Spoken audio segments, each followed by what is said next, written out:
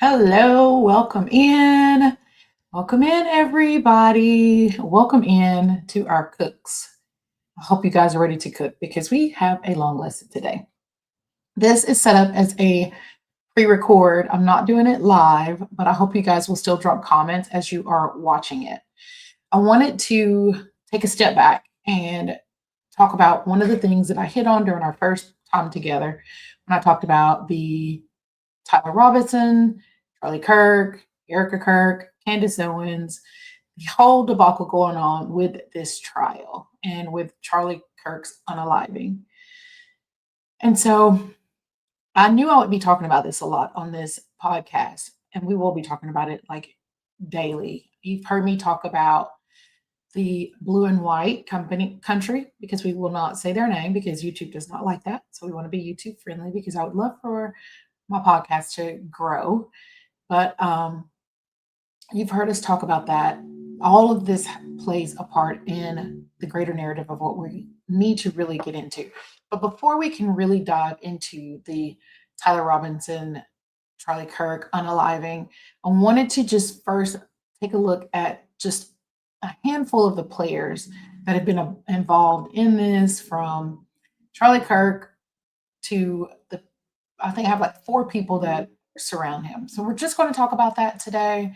That's going to be one of the ingredients that we want to talk about. Let's see, let me look at my sheet. I'm doing this like I'm doing a live with you guys. I just wanted to keep it that way because I don't want to go through and try to edit the videos. I want to make it as authentic as possible. So, and I always forget this. So I wrote this at the top of my sheet. Introduce yourself. I always forget to do that. I am Nerdy Nori, and this is Recipe of a Housewife, where we talk about, we have ingredients. The Charlie Kirk and investigation, that's going to be one of our ingredients today. We also have a reality piece that we always talk about, and that will come up as another part of our ingredients. And then at the end of our podcast, we always decide together, what do we think we made today? We have had a starter loaf and we have had sloppy Joe. I don't know what we're going to have today. It comes to me after we have gone through and discussed this. So we're going to get into this because I don't want to keep you guys here forever, but I know this will be a little longer than the typical broadcast that we've been doing.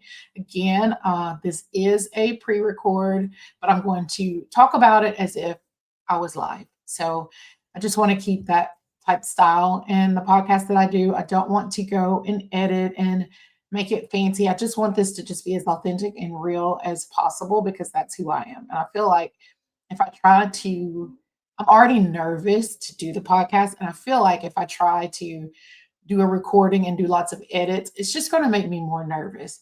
And so I would just rather just be as authentic as I can be and get out there and talk about this. So ingredients today are, we're going to bring you up to speed. We're going to start bringing you up to speed because it's going to take several different broadcasts. Y'all, I feel like I have something in my eye.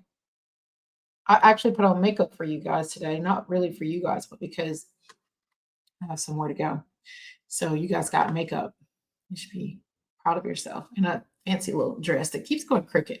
But anyway, we're going to get into this because I think it's going to be pretty interesting.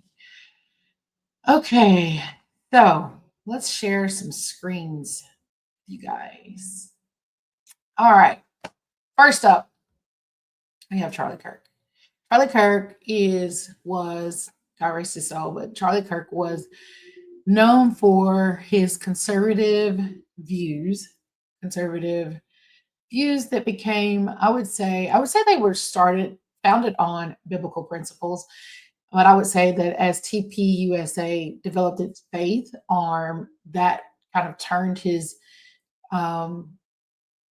focus more so, I would say, kind of shifted where it became more of a Christian base. But in the beginning, he started off with just trying to talk about the conservative political movement that the United States was embarking upon as President Trump was going through his first election.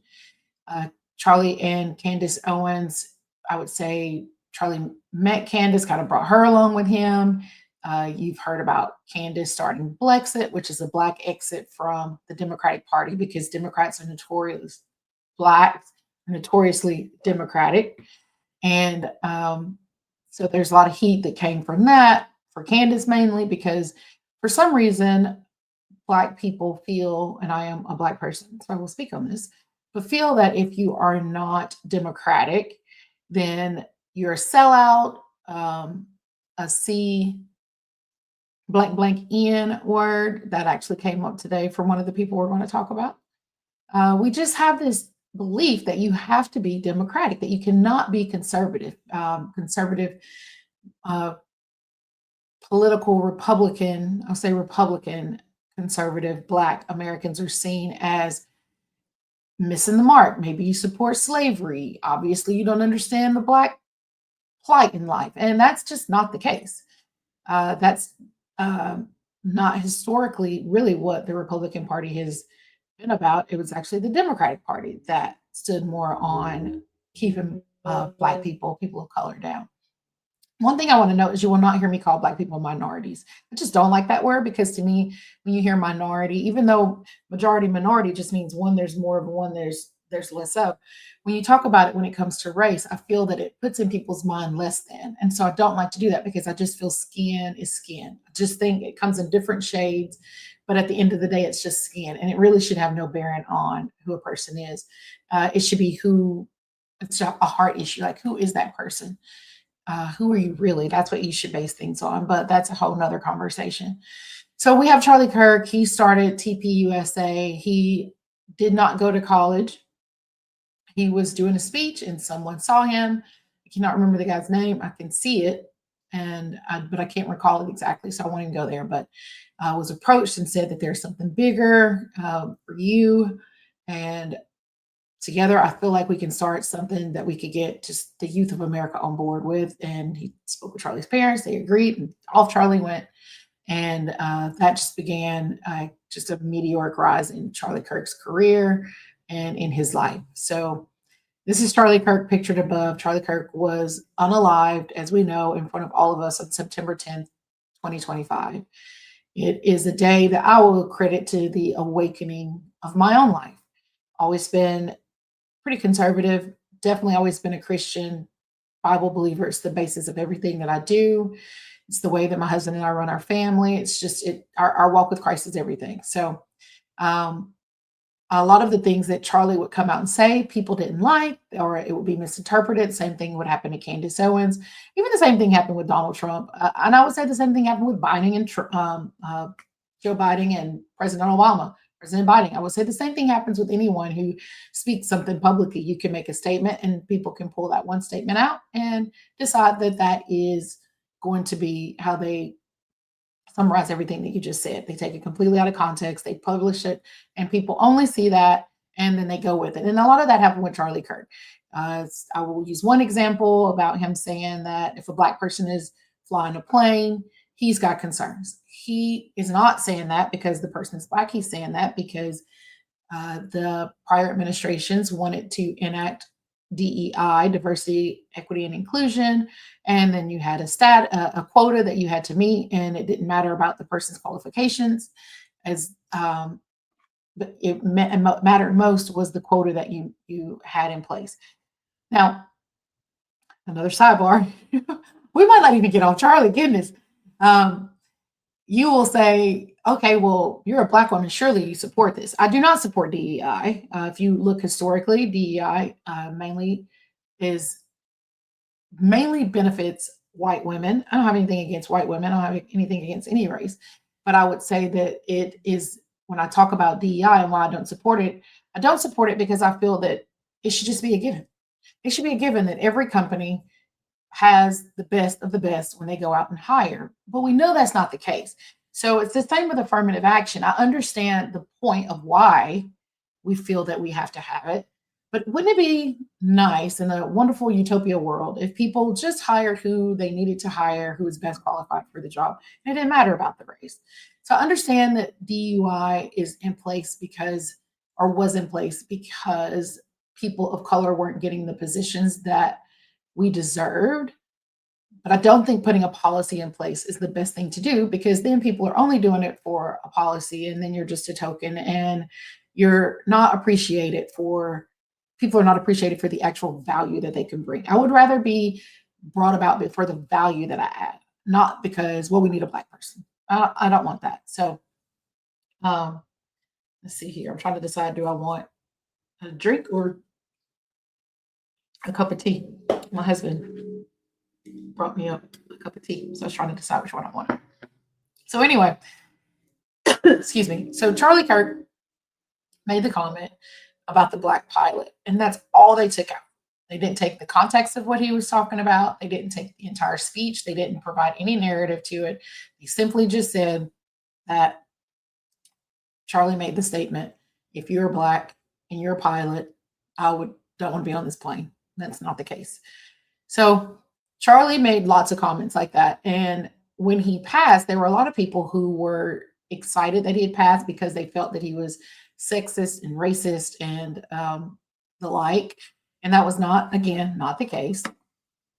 And so that's just one of many examples that have been used against Charlie. And so don't like that at all. Don't like that. Don't think that's wise, but it is what happens. It's going to happen here with me as I do my podcast, that people are going to take one statement of mine and they can run with it. And you just have to, you just have to suck it up and deal with it. And it stings. 1 second. I need to find the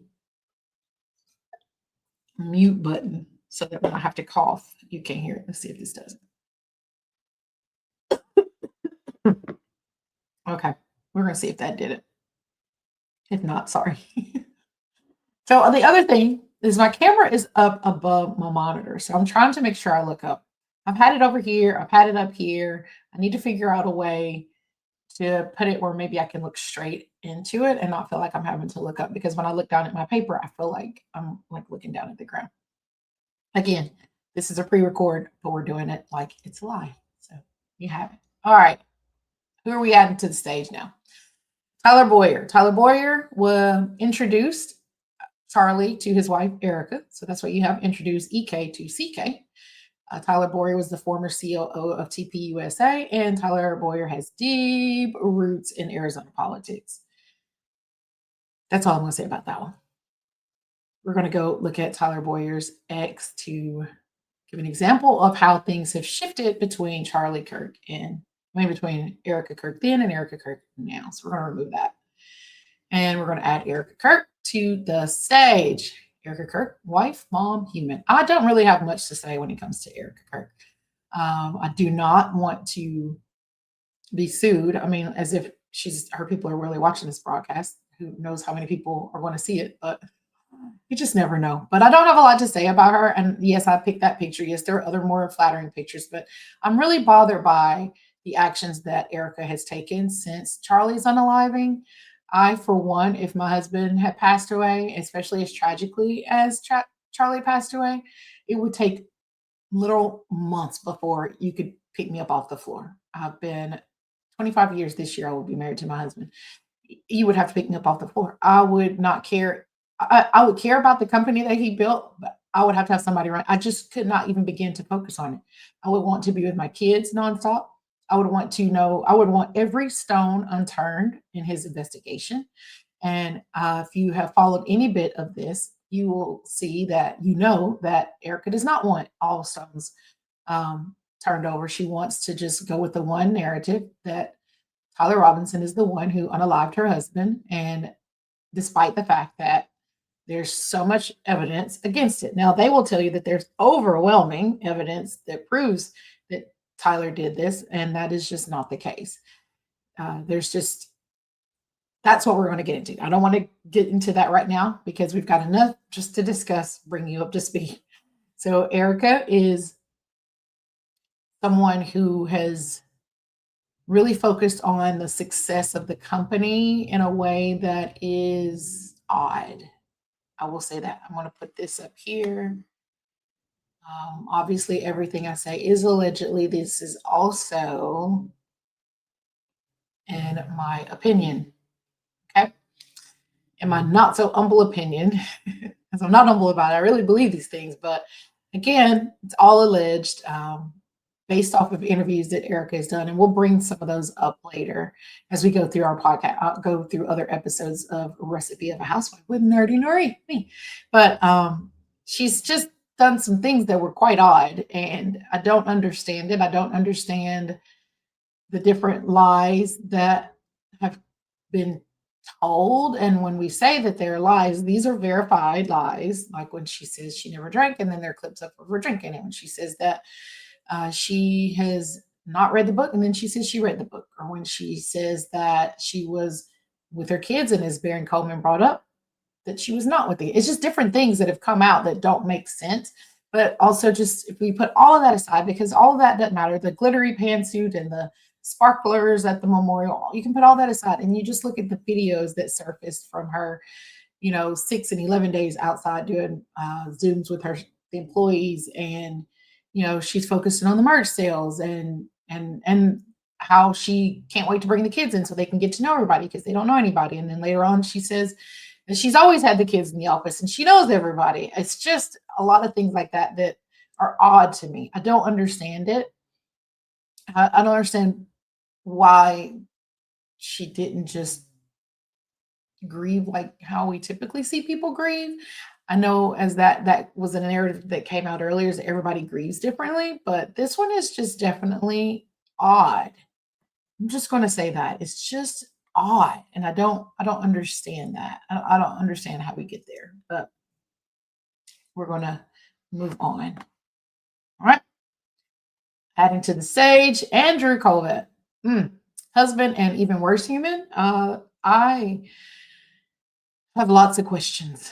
We're going to leave it at that. Lots of questions. And Blake now Blake and Andrew now host Charlie's podcast. They were alongside him before, but they still host Charlie's podcast in Charlie's name.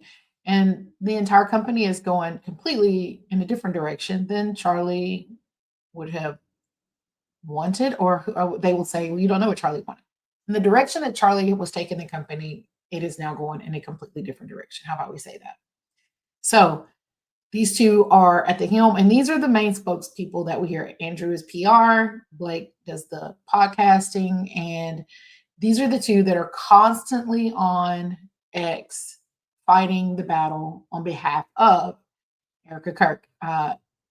Erica, when she met face to face with Candace, said that she that Andrew had gone rogue and she didn't understand why he was saying some of the things that he said. And then it later came to surface that Erica is actually the one behind the scenes orchestrating everything, which again is why things are so confusing. I wanted to show this, or remove this from the stage. I wanted to show you the difference in what we see from Erica before. Let's go to the beginning. This was right after she had done that speech. She had the white suit, and she says, that man, I forgive him, that man, I forgive that man.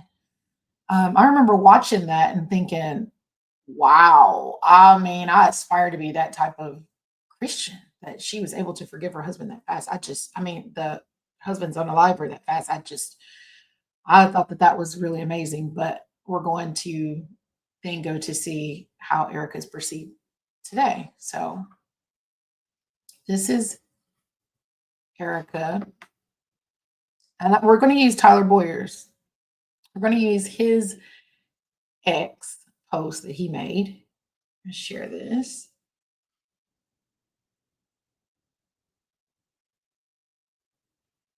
Okay. Make sure you guys can see it. There we go. Okay, this is Tyler Boyer. This was a post made September 12th, 2025. He's praising Erica and talking about how Charlie and Erica are one. They were inseparable from the time they met and predestined together from the start. There's no Charlie Kirk without Erica and no Erica without Charlie. Their family is the greatest testament to his work. Andrew was retweeting something from Steve Bannon where he's praising Erica. We're going to keep going. I just want you to see just the sentiment that was out there about her at this time. She's going to do wonderful things. Most moving speech I ever heard. Another commenter says she was fearless. The message was sent and it was powerful. All right. Every word was filled with love, wisdom, strength, determination, heart. Okay. We love you, Erica. So beautiful. Her strength is inspirational. You could hear it and feel it. True inspiration. Grateful for her leadership. My daughter and I watched Erica last night. It was my first time my daughter witnessed her strength. 14-year-old daughter was awestruck.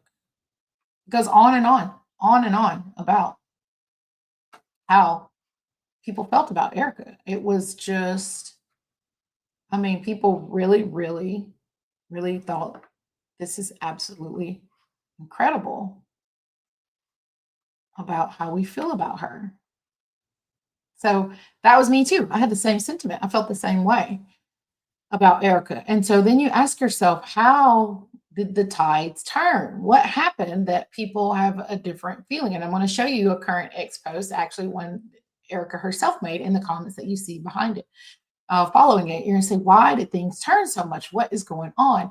And so, before we get there, you say, why are you even talking about this, Marie? Well, it's because I was in the car with my mom and I was just talking about like how frustrated I have been with this entire case and how my eyes have just been open to so much ever since Charlie's unaliving. And as I go through all of these different rabbit holes, I realize like how bamboozled I've been, and it's just frustrating me to no end. It's hard for me to even watch, or actually, I don't even watch any more legacy media because it's just lie after lie after lie. And it just opened my eyes so much. And my mom said, I just don't understand why Candace though keeps having to talk about Erica. I mean, she's just a widow. I don't get it. And I realized that there are many people who just are not up to speed on what is going on. So after I began showing different things to my mom, she was like, "Oh my gosh, like, I had no idea." And that's my frustration when it comes to legacy media is they're not showing people the truth. They're not showing, and they're not telling why we're frustrated. So we're frustrated because, and this is when things took a sideways turn. Everybody, after Erica gave that speech, if you had watched Candace Owens, and I would say she's the number one person that's been speaking out against this. But as you watched Candace talk about Erica in this, not Erica, apologies, as she talked about Charlie in the memorial that she didn't have any ads on. She just talked about her brother and how much she loved him and gave us a little background on who Charlie was and just where direction he was moving in. And she held it together as best she could. And it was just so moving. And immediately after that, the attacks began. And that was what just shocked me as I began to see the commentary of Erica's, Candace talked about how Charlie was looking at Catholicism and he was moving away from the blue and white cause. And man, the attacks just came out so strong against her, and she's a liar, and he was not, and how could you? And honestly, the part about all of this that has shocked me is I thought if they just stayed quiet, excuse me, if they just stayed quiet, we wouldn't have any of this. Like none of us would be thinking any of these things. They didn't stay quiet, and that just blew my mind that the attacks were coming out. And then as they would continue to bring the attack out, then Candace would bring out the truth, and then they would move to something else. And it was like, what is going on? And so you begin to see this just, I don't want to say diabolical, but it's just a coordinated effort that began to just get deeper and deeper and deeper into darkness. And it just floored me. Uh, Sometimes silence has the loudest voice. And I feel in this case, if TPUSA had just stayed silent, then I don't think people really would have followed Candace so much. I really think the investigation would be much further along because people wouldn't have kept digging. But the more they talk, the more they dig themselves in a hole. So that was the first thing, was about that he was not trying to become Catholic, or he was not exploring that, and he was not moving away from the pro-Israel blue and white cause. And then we find out that that was not true. Megan Kelly came out, Tucker Carlson came out, other people who were at the meeting, and there was a meeting in the Hamptons where he specifically talked about moving away from that. And as more facts came out to prove that what Candace was saying was true, Um, then TPUSA moved on to the next lie and the next lie, and they just keep moving on. And so I'm going to share this now, and this is I'm trying to get as much in, and there's so much more that I need to share with you guys, and I will share it on future podcasts. This is going to be really something that we dig into, but if I just downloaded everything now, we'd be here for hours, and I know I don't have your attention for hours. So I just want to um, show where sentiment is now. So we're going to add this to the stage. This is Erica herself. She left this verse July 17th, 6:05. The Lord will fight for you, and you have only to be silent. She loves to leave scriptures, and then this is where we are now. The difference in the sentiment. Satan can quote scripture too. Charlie saw you, we see you. Erica, the Lord God Jesus Christ does not promote evil doers until you repeat your sins in front of all God's people and own up to your evil doings, then God will save you. I hope that day comes for you. I really do. I pray to God that you, God's people, whom I pray to God that you, God's people, whom all loved. And there's more to that. Now pray the clip where he vehemently expresses how he opposed the United States going to war with Iran, even calling it the blue and white. This is the blue and whites war. Release the files. I mean, it goes on and on and on. Erica is quoted as saying, when they were asking, how do you feel about people investigating your husband's unaliving? She says, stop, just stop. She wants Candace to stop. Why? I would want every stone unturned. I mean, every stone, every stone that would have to get unturned. I would want, even if it didn't have anything to do with it, I would want people to investigate it. That's the part about this that makes people so confused. Why do you not want everyone to continue to dig into what's going on with your husband? It just doesn't make sense. And Charlie himself was about asking questions. He's known for this. Keep asking questions. It's the only thing that will keep us free. Charlie is known to say this. So this is the sentiment now. This is just, I mean, it is nonstop. These are all on hers. I mean, just foul language. We will not use those over here. Look, I mean, this is how people feel. And this post profit, this is here because she talked about how much money they made in merch sales. This is just 11 days. This is from a Zoom call that she did with employees 11 days after her husband's unaliving. And she's talking about at the memorial how much money they made off hat sales. So this is just, we could go on and on and on. I could go on and on and on, but this is why people feel the way that they feel. This is why everyone is so, not everyone. I don't like when people use the words everyone, but this is why people are so frustrated. I'm going to show you. Hopefully, it may still be up. We'll see if it's still up. Hopefully, he took it down because it was so vulgar and so foul. And we're going to close this on now. Let's see if it's still up there. Because one would hope that he got some senses about himself and took it down. He did not take it down. Oh, I tell you guys, this is just, it's mind-boggling. It really is. So the final thing, when we talk about why the sentiment has changed, TPSA has changed because of the way that they continue to go out and fight against anyone who is looking at just wanting to see what really happened. If it is Tyler Robinson, then please go, let's bury him 6 feet under. Not hurt him, but Utah does have the death penalty. I'm not for that, but under the jail is what the saying is, let's lock them away if that's the case. It just doesn't make sense, And so we're going to add to the stage. Hold on one sec. Let me get it pulled up. Okay. All right, let's put this. I want you to see this. This is from Blake Now. He is the podcaster that's hosting the Charlie Kirk show. He's going on attack to Candace, which is what he typically does because she's beginning to really go down another rabbit trail. This right here. I heard Coach Collins is a podcast I watch, and he called it Eminem. I think we're going to call it that too. I think that's a good way to call it because a lot of these words you can't say because YouTube will not show your podcast. And as I'm just getting started, I'm hopeful to just get one view. So I don't want to stop that. But he goes on attack. But it's this right here. This is TPUSA. Once again, Candace is implicitly attacking Charlie himself. She was not, basically claiming his entire life's work was a sham from the beginning. That's what she needs to push her narcissistic. And then you see this word. I can't say that word.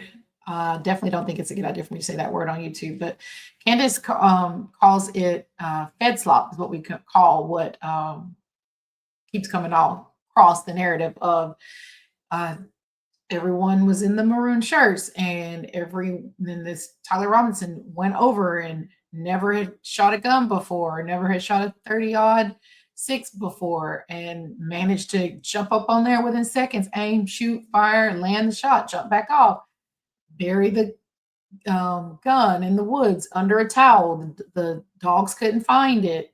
And then miraculously, some other cops came and they found it's just so many different things that just don't make sense. So Candace calls it head slop. And so that's my dog, Rosie. We have a little doggy, Rosie. She's probably saying she would like to come be a part of this broadcast.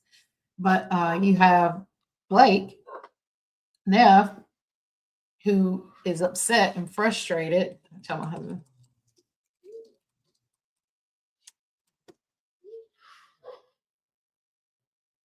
All right, let's see if you can get her to calm down. She's upset. Our sweet little girl, she's upset. You can probably hear my husband trying to get her to calm down. So go here so I can read it with you guys. But this word, let's see if I can. I wish I could blow this up. I don't know how to make that any bigger. Hopefully you can see that. But anyway, so sorry. I was looking at this word and it just throws me for a loop because I cannot believe this is TPUSA. So it does just leave me floored that this word is there. I just can't believe that. But anyway, so instead of conspiracy, if you take the conspiracy at the beginning instead of a con, add an extra O in there, and that gives you the word that he used. So instead of conspiracy, he added a ooh sound in there, and that is just, you can't accidentally do that. You can't accidentally do that because it's not a word. So autocorrect would automatically change that to something else. And so that meant he intentionally tried to do that. And that is TPUSA. That's where we are today. And so this is a quick rundown of why we're frustrated, what's going on, just who some of the key players are. We're going to dig more into who these people are, but I just wanted to make sure that you knew who we are. We've got Erica here. We've got Blakey. We call him Blakey. He is the main one you see between Blakey and Andrew Covett. These are the main two that you see on X, throwing out all kinds of lies against Candace and anyone else who speaks out against what happened. Or not. This is the part that blows your mind. They're not speaking out against TPUSA. That was never the case. What started this was speaking out against the facts that were coming, or the alleged facts that were coming out against Tyler Robinson. They weren't adding up. Things didn't seem to make sense. And so if things don't make sense, then you begin to try to figure out how to make them make sense. And that's really all podcasters have been doing, is try to figure out, how do we make this make sense? And when we're just trying to make it make sense and then you get attacked, then you really begin to wonder what's going on. And it's kind of like when I ask my daughter a question, and I tell her all the time, if I'm asking, I likely already know the answer. So you do better to tell the truth. And one time my daughter, I confronted her about something and she just vehemently, no, that did not happen. No, tears and all, and come to find out that she was lying. And so the act of the cover up was worse than the actual sin. And I've made that clear to her. If you had just been honest, then we could have talked about what you did that was wrong, but because you tried to cover it up and with the theatrics and the arguing and the tears and all of that, you make it worse. Now I don't believe anything you say. And so that's what you have to come back from is all of that. And so that's what's going on right now with TPUSA and why people are so frustrated and why Candace cannot get off of this case because the more we dig and the more we find out that this is connected to this and the dots are just all beginning to connect, the harder they come out and fight with their theatrics. And so if they just stay quiet, it's just hard. It blows my mind. Sometimes I think none of this can be true because surely they would not have gone about this way. I mean, it just doesn't make sense. And so you begin to wonder, am I missing something? So let me keep digging. And that's what we're up against. And that's why what made me really want to start this podcast is because I really want to be a part of the movement that says we have to dig for truth. I have to use wisdom in that because I don't want anything to come against my family or hurt my husband's employment or everything we've got going on. Sorry, I can feel these cords in my ears. But we want to talk about it. And so we're going to keep talking about it. And so the next thing, last thing, we always end on a reality note.